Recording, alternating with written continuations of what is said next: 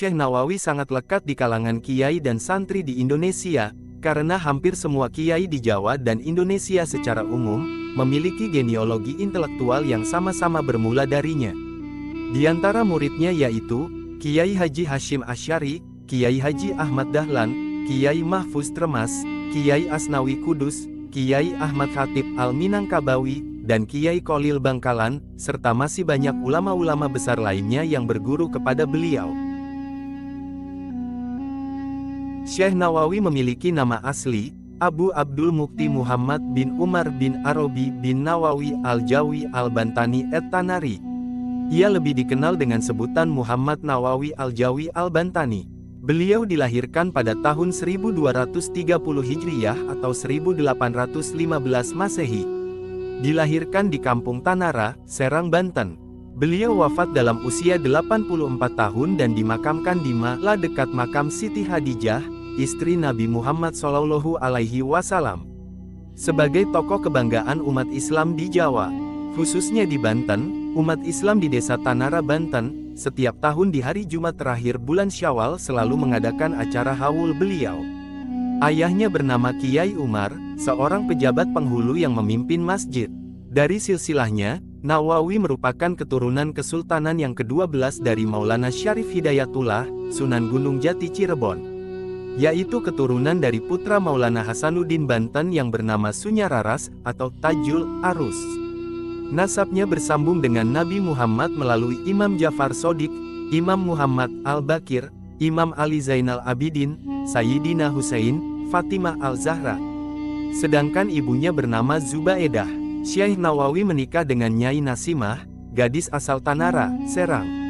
Beliau dikaruniai 3 orang anak, yaitu Nafisah, Maryam, dan Rubiah. Syekh Nawawi mulai belajar ilmu agama Islam langsung dari ayahnya. Bersama saudara-saudara kandungnya, Syekh Nawawi mempelajari tentang pengetahuan dasar bahasa Arab, fikih, tauhid, Al-Quran dan tafsir. Pada usia 8 tahun, ia bersama kedua adiknya yang bernama Tamim dan Ahmad, Syekh Nawawi berguru kepada Kiai Haji Sahal, salah seorang ulama terkenal di Banten. Kemudian ia melanjutkan kegiatan menimba ilmu kepada Syekh Baing Yusuf Purwakarta. Di usianya yang belum genap 15 tahun, Syekh Nawawi telah mengajar banyak orang, sampai kemudian ia mencari tempat di pinggir pantai agar lebih leluasa mengajar murid-muridnya yang kian hari bertambah banyak. Baru setelah usianya mencapai 15 tahun, Syekh Nawawi menunaikan ibadah haji dan kemudian berguru kepada sejumlah ulama masyhur di Mekah saat itu.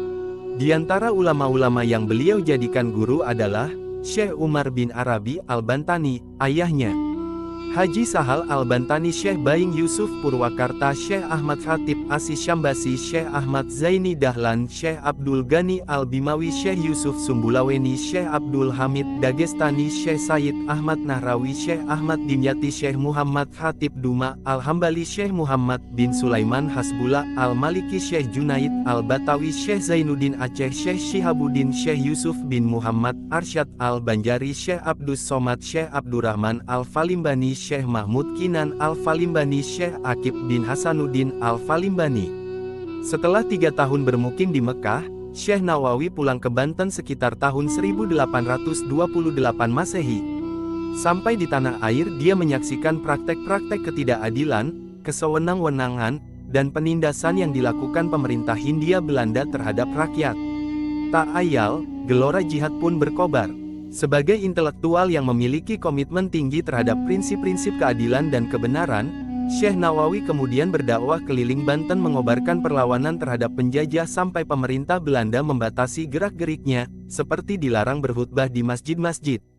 Bahkan belakangan dia dituduh sebagai pengikut Pangeran Diponegoro yang ketika itu sedang mengobarkan perlawanan terhadap penjajahan Belanda, hingga akhirnya ia kembali ke Mekah setelah ada tekanan pengusiran dari Belanda, tepat ketika puncak terjadinya perlawanan Pangeran Diponegoro pada tahun 1830. Begitu sampai di Mekah, dia segera kembali memperdalam ilmu agama kepada guru-gurunya.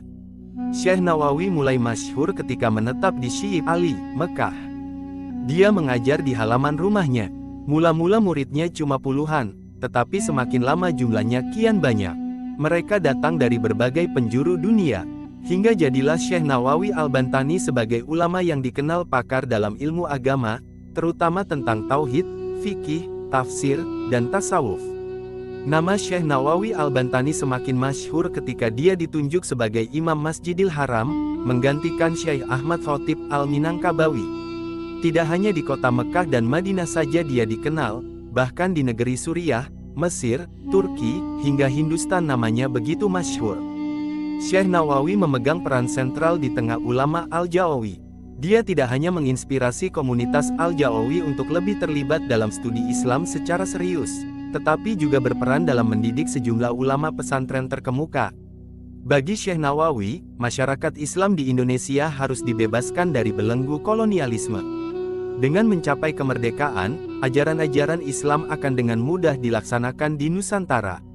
Pemikiran ini mendorong Syekh Nawawi untuk selalu mengikuti perkembangan dan perjuangan di tanah air dari para murid yang berasal dari Indonesia, serta menyumbangkan pemikirannya untuk kemajuan masyarakat Indonesia. Di samping itu, upaya pembinaan yang dilakukan Syekh Nawawi terhadap komunitas Al-Jawi di Mekah juga menjadi perhatian serius dari pemerintahan Belanda di Indonesia.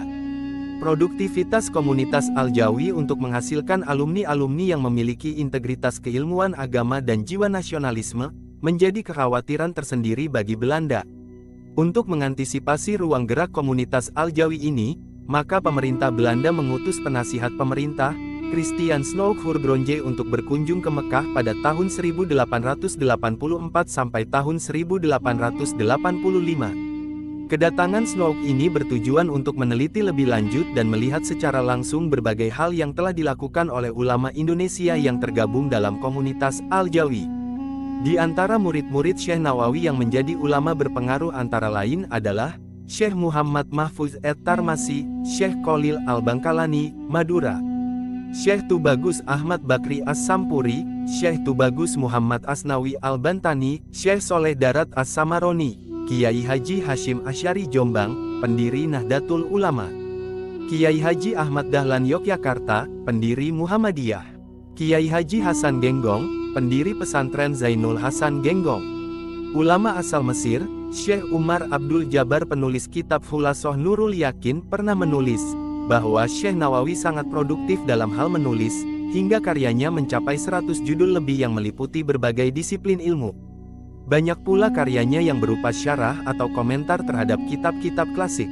Di antara karya-karyanya adalah As-Samarul Yaniyah Syarah Riyadul Badiyah, Sulamul Munajah Syarah Safinatus Sholah, Kutul Habibil Gorib Syarah Fathul Qorib, Nihayatul Zain, Marokil Ubudiyah Syarah Bidayatul Hidayah, dan masih banyak lagi kitab-kitab yang telah beliau tulis. Karya tafsirnya, Kitab Tafsir Munir, adalah salah satu karyanya yang sangat monumental. Bahkan, ada yang mengatakan bahwa kitab tersebut lebih baik dari tafsir Jalalain yang ditulis oleh Imam Jalaluddin As-Suyuti dan Imam Jalaluddin Al-Mahali yang sangat terkenal. Salah satu karomah Syekh Nawawi terlihat di saat ia mengunjungi Masjid Pekojan, Jakarta. Masjid yang dibangun oleh Sayyid Utsman bin Agil bin Yahya Mufti Betawi, ternyata memiliki kiblat yang salah. Padahal yang menentukan kiblat bagi masjid itu adalah Sayyid Utsman sendiri.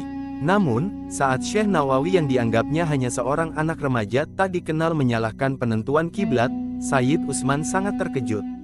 Diskusi pun terjadi antara keduanya. Sayyid Utsman tetap berpendirian bahwa kiblat Masjid Pekojan tersebut sudah benar, sementara Syekh Nawawi remaja berpendapat arah kiblat haruslah dibetulkan. Saat kesepakatan tidak bisa diraih karena masing-masing mempertahankan pendapatnya dengan keras, tiba-tiba Syekh Nawawi remaja menarik lengan baju Sayyid Utsman dan dirapatkan tubuhnya agar bisa saling mendekat. Kemudian beliau berkata, "Lihatlah Sayyid, itulah Ka'bah tempat kiblat kita. Lihat dan perhatikanlah. Tidakkah Ka'bah itu terlihat amat jelas? Sementara kiblat masjid ini agak ke kiri, maka perlulah kiblatnya digeser ke kanan agar tepat menghadap ke arah Ka'bah." Sayyid Utsman termangu. Ka'bah yang ia lihat dengan mengikuti telunjuk Syekh Nawawi remaja memang terlihat jelas.